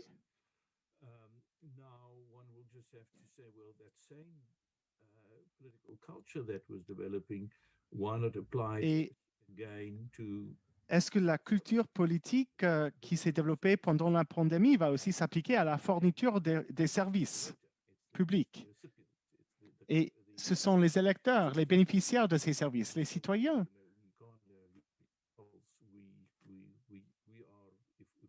suffer by lack qui of vont souffrir si ces services ne sont pas fournis. Oui, aussi, dans le contexte canadien, les gouvernements locaux, dans le cadre de la Constitution, ont des responsabilités spécifiques qui dépendent des responsabilités des provinces. Donc, oui, nous aussi, nous avons cette tension entre les gouvernements provinciaux et les gouvernements locaux. Mais, d'après la Constitution, c'est toujours le gouvernement provincial qui va emporter le différend. Et nous avons vu des différends récemment autour des élections, autour de l'aménagement des terres. Mais dans d'autres pays aussi, dans d'autres pays avec des systèmes fédéraux, la Constitution traite des villes comme des créatures de l'État. Est-ce que la Constitution est vraiment importante pour les mégapoles dans les systèmes fédéraux? C'est quoi le rôle, son rôle dans la gouvernance des mégapoles? Et est-ce qu'il y a de bons exemples des constitutions qui soutiennent les mégapoles? Moi, je peux penser à quelques exemples, mais je vais poser cette question à John d'abord. However, I don't have any good example. C'est une excellente question, mais je n'ai pas de réponse, hélas. Évidemment, ce n'est pas dans notre contexte que l'on trouvera les éléments de réponse, mais il n'y a aucune mention des mégapoles dans ce contexte-là. Mais je crois que si les mégalopoles étaient reconnus par les constitutions, ça aurait été une situation tout à fait différente. Donc là, ce sera une décision éminemment politique qu'il s'agira de prendre. Lorsque nous discutons, lorsque nous avons discuté de la constitution des Philippines, certaines voix se sont exprimées sur cette question et on a suggéré la création d'un système métropolitain à Manille. Et ça aurait été une concession politique très importante qui allait d'ailleurs aller de pair avec ce qui accompagne une telle décision en termes de transfert de pouvoir politique. Mais en tout cas, je n'ai pas d'exemple intéressant pour le coup. Alors, qu'en est-il en fait de l'importance de la Constitution dans ce genre de cas? Alors, moi, je vais essayer d'aller au-delà de ces considérations génériques, parce que d'un côté, on peut même d'ailleurs établir un lien avec la question précédente. Donc, d'un côté, il y a des tensions entre les différents niveaux de gouvernement. Alors, en réalité, pour ce qui concerne, par exemple, la fourniture de services, il y a des frictions entre ces trois niveaux. Il y a une certaine concurrence entre les trois niveaux de gouvernement. Et je crois qu'il faudrait aussi rappeler que dans le contexte mexicain, les autorités publiques essayent toujours de faire en sorte que les autorités locales puissent faire le nécessaire par elles-mêmes. Aux États-Unis, je dirais que parfois, les États jouent un rôle important, selon d'ailleurs les constitutions. Et là, c'est quelque chose qui est très important. Mais en tout cas, il y a une diversité de cas de figure. C'est un peu difficile pour moi de généraliser ou de dire que telle ou telle ville a telle ou telle capacité. Il faut dire que la situation varie en fonction de ce que prévoit la loi. Ce qui est valable pour Guadalajara n'est pas forcément valable pour d'autres villes. Il y a des instituts métropolitains qui il faut également prendre en compte. Nous avons vu comment est-ce que ces instituts ont été mis sur pied. Dans certains cas, on essaye d'abolir ces instituts en raison du rôle qu'ils peuvent jouer en matière de gestion municipale. Donc, dans le cas du Brésil, on voit que certaines lois ont été mises en place pour continuer à offrir des options pour les différentes villes, mais ce n'est pas nécessairement quelque chose que l'on trouve dans toutes les régions ou toutes les provinces. Donc, encore une fois, tout dépend de la volonté politique. Tout dépend de ce que veulent et ce que font les acteurs politiques. Merci. Alors, Nico, lorsque nous parlons des villes et des constitutions, les pouvoirs des villes, je réfléchis à l'Afrique du Sud, au Brésil. Parlez-nous de ce que votre constitution prévoit pour les grandes villes. Alors, on revient au problème d'origine, c'est-à-dire que la baleine est trop grosse pour qu'elle puisse s'insérer dans tel ou tel volume de gouvernement local. Donc, les villes peuvent en fait être autonomes, elles peuvent être dotées de pouvoir, tel que c'est le cas de ce qu'on voit au Brésil, en Afrique du Sud.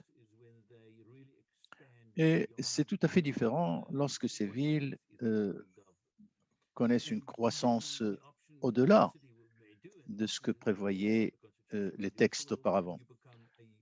Donc, une ville peut en fait devenir une ville-État.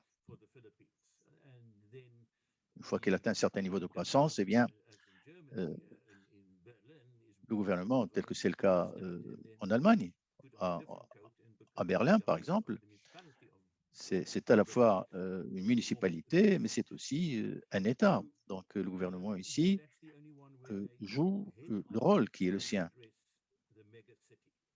Donc, c'est comme ça qu'il faudrait percevoir les mégapoles. Alors, l'autre façon consisterait à reconnaître les mégapoles comme étant un véritable phénomène. Il faut donc les reconnaître en tant qu'une forme importante de développement, une forme importante de fourniture de services, et à tous les niveaux de gouvernement, ces mégapoles doivent jouer leur rôle et gouverner et gérer ces mégapoles du mieux possible. Donc ici, il faut spécifiquement faire référence à ces grappes de municipalités qui doivent en fait accomplir un certain nombre de tâches. Et lorsque cela est possible, elles peuvent s'étendre. Et par conséquent, nous avons déjà vu des exemples en Afrique du Sud où des municipalités ont connu une expansion telle que elles ont en fait évolué, elles ont créé des communautés de communes urbaines et ainsi elles ont réussi à s'adapter, à évoluer. Et donc, dès lors que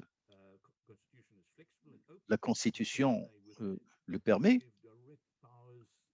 il faudrait aussi que ces municipalités puissent être dotées des pouvoirs qui lui sont nécessaires, et cela doit se faire dans le cadre de la Constitution. Oui, vous avez fait allusion au Brésil, à l'Afrique du Sud, mais les résultats sont tout à fait différents.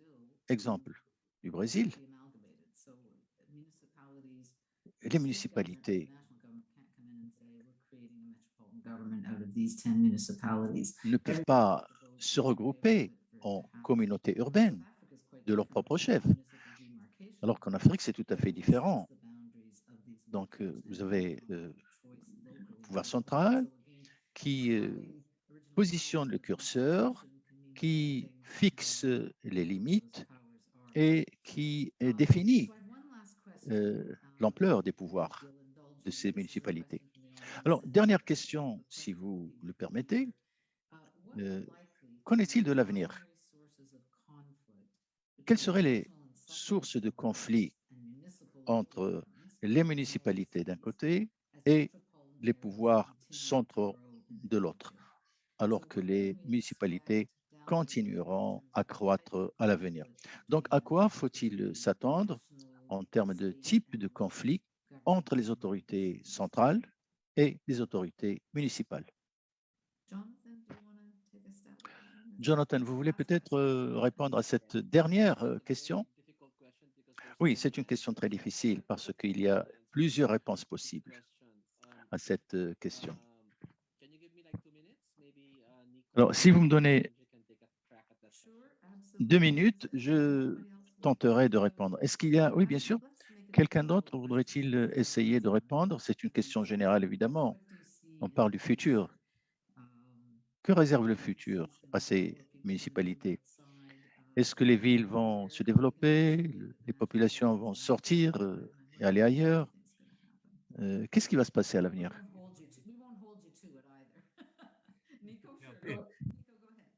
Nico, allez-y. Ce ne sera pas en fait un conflit important. Le véritable conflit sera au niveau des populations qui vont vivre à l'intérieur de ces villes. Ce sont des populations qui seront exclues, elles seront marginalisées. Et puis, les choses ne fonctionneront pas comme il faut pour ces populations. Donc, comment est-ce que le gouvernement central pourra-t-il agir? Comment pourra-t-il intervenir?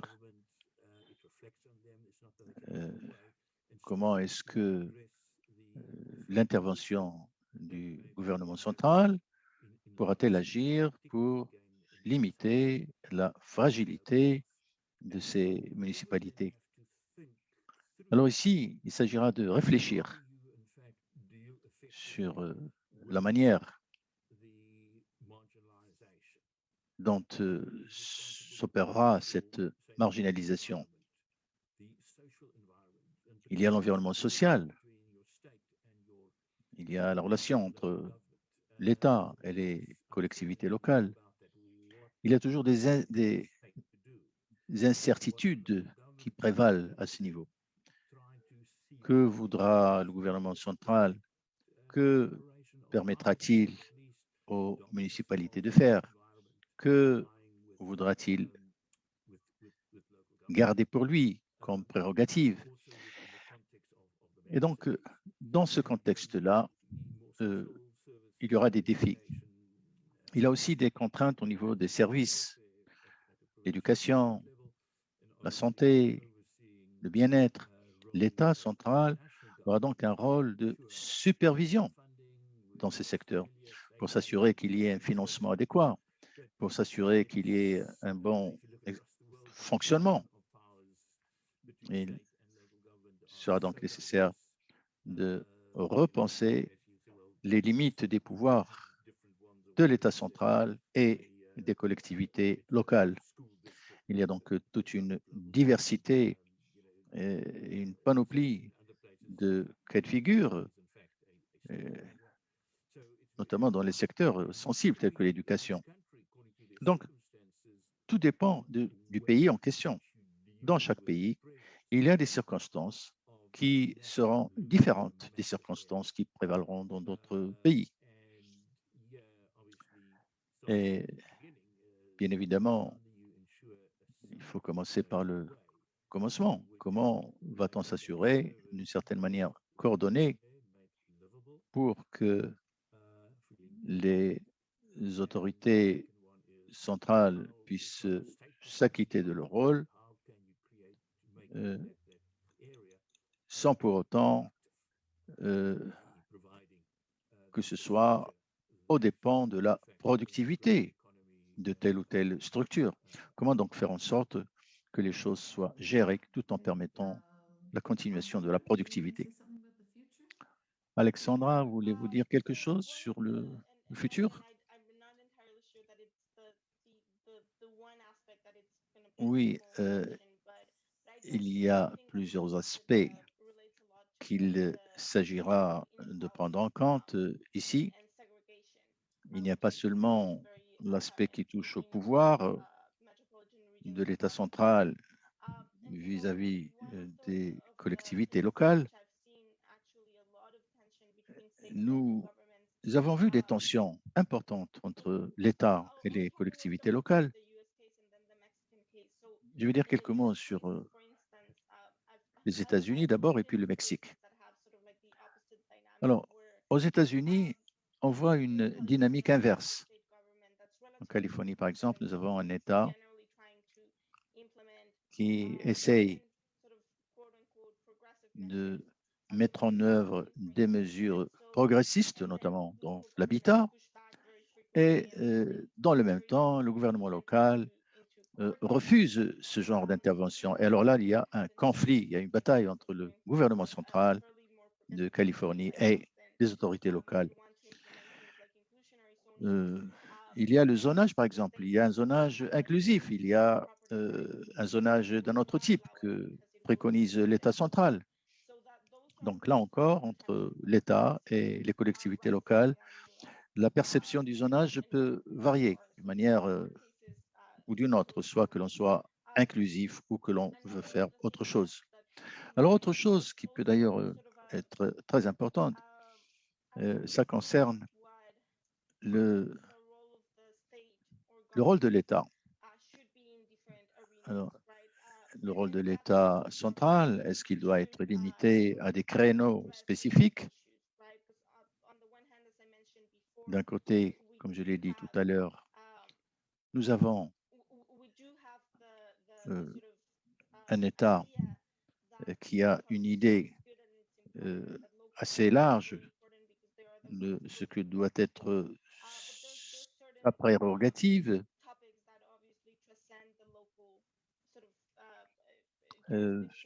Dans le même temps, nous avons les collectivités locales qui souhaitent qu'un certain nombre de créneaux soient pris en compte par l'État.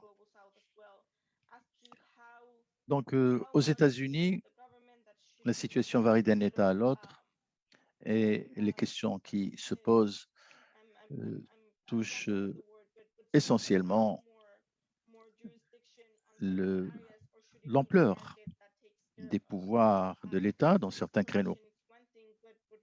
Fournir des prestations de services, c'est quelque chose, mais faire en sorte que ces prestations soient accessibles aux différentes couches de la population, ça, c'est une autre paire de manches et c'est là que les municipalités peuvent faire un meilleur travail que celui qui peut être fait par l'État. Alors, si on parle du Mexique, on peut exprimer un certain optimisme. La centralisation qui a eu lieu dans les années 80 et 90 avait donné quelques résultats intéressants, mais en fait, cela n'a jamais donné aux municipalités la latitude financière suffisante que ces municipalités souhaitaient avoir pour pouvoir répondre aux besoins des populations locales. Donc, cette situation n'a pas beaucoup évolué. On peut dire aussi la même chose pour ce qui concerne la gouvernance métropolitaine. Pendant des décennies, elle a été au statu quo. Donc, il y a une fragmentation excessive et il y a un nombre croissant de municipalités qui se créent chaque année et cela, évidemment, nécessite d'adopter une approche collaborative et notamment pour ce qui concerne la préservation de l'environnement.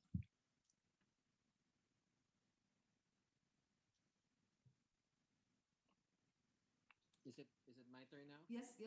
Est-ce que c'est à moi de prendre la parole? Oui, c'est à vous. Allez-y. I think megacities will continue to grow.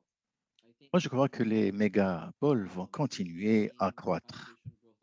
Elles vont continuer à se développer dans le monde entier, en particulier en Afrique, en Amérique latine, dans plusieurs pays à travers le monde. Ça va se poursuivre. Donc, ça fait partie de la réalité. Il y aura toujours des tensions entre les deux niveaux, c'est-à-dire le niveau local et le niveau central. Ça ne cessera jamais, comme c'est le cas d'ailleurs aux États-Unis. Il y a des États qui ont leur propre vision, leur propre méthode, leur propre façon de faire les choses, ce qui n'est pas de l'avis des collectivités locales. Donc, à l'avenir, il faudrait peut-être penser à une responsabilité partagée,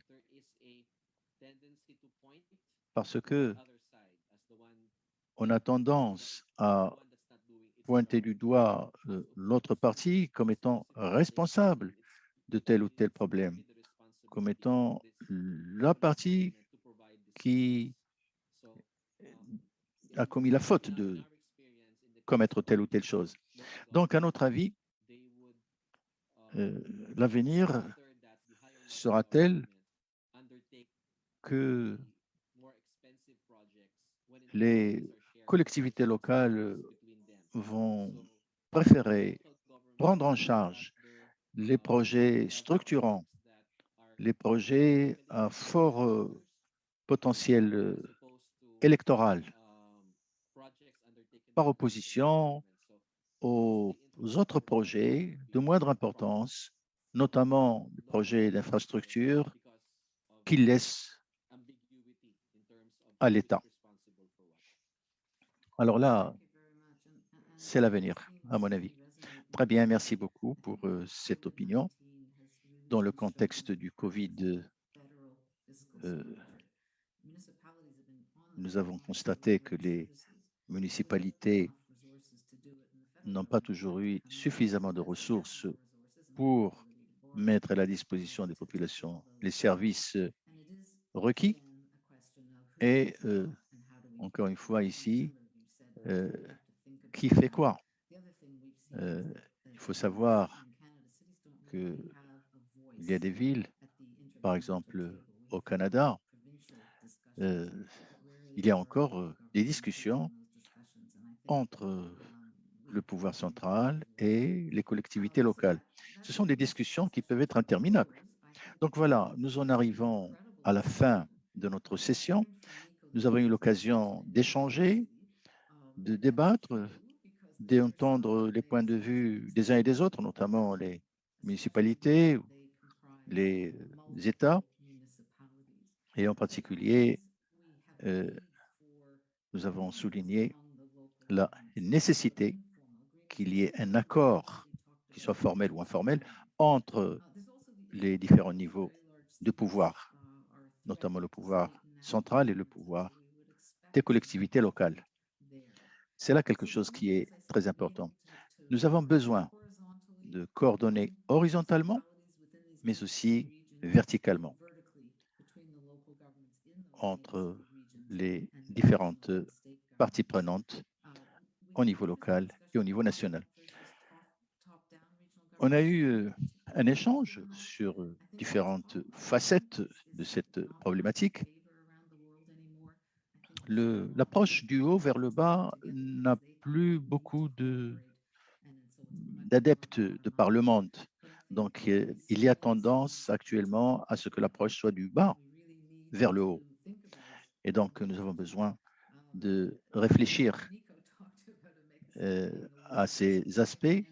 Nico a eu raison de dire ce qu'il a dit à ce propos. Et il s'agit donc de voir comment est-ce qu'on pourra évoluer à l'avenir dans ce contexte-là. Alors, je demanderai maintenant à l'auditoire de remplir le questionnaire et d'exprimer votre point de vue, que ce soit sur Facebook ou sur un autre média. Donc, je voudrais remercier tous les orateurs pour leurs interventions. Merci également à tous les participants. Et nous avons donc eu le plaisir d'échanger sur des questions très importantes. Encore une fois, je remercie tout le monde et je redonne le micro à Ruth. Merci beaucoup. J'étais en train de réfléchir à ce que vous venez de dire. C'est tellement difficile de clôturer une réunion aussi fructueuse et aussi riche par la diversité des idées, des contributions des uns et des autres, la question de la fragmentation, la question de la gouvernance. Jonathan l'a souligné.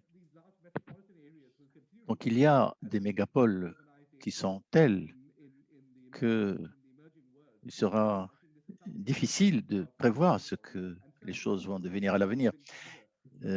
Quand on vit au Canada, on voit ces évolutions. Comme vous savez, la ville comme Toronto, grande ville industrielle, qui continue son évolution et son développement, eh bien, elle pose de plus en plus de défis et devient de plus en plus difficile d'aller de pair avec ces défis et de les maîtriser. Au début de juin, nous allons parler aussi de fédéralisme. Nous aurons l'occasion d'écouter un certain nombre de panélistes qui sont des praticiens. Je leur ai demandé et je leur demanderai de formuler leur point de vue, notamment quant au rôle du gouvernement. C'est un débat évidemment qui est très utile, très intéressant. Et donc, je voudrais terminer en vous remerciant encore une fois, vous tous, à Jonathan en particulier, qui a pris le temps de partager avec nous ses réflexions. Et je remercie également les autres intervenants ainsi que les participants. C'est là un sujet qui est tout à fait pertinent, qui nous intéresse tous et qui nous interpelle. La question du rôle joué par le gouvernement, la question de l'importance du rôle qui est celui des collectivités locales. Il y a un laboratoire pour tout. Il y a des expérimentations qui sont faites ici et là. Alors, encore une fois, merci à tous. Bonne chance.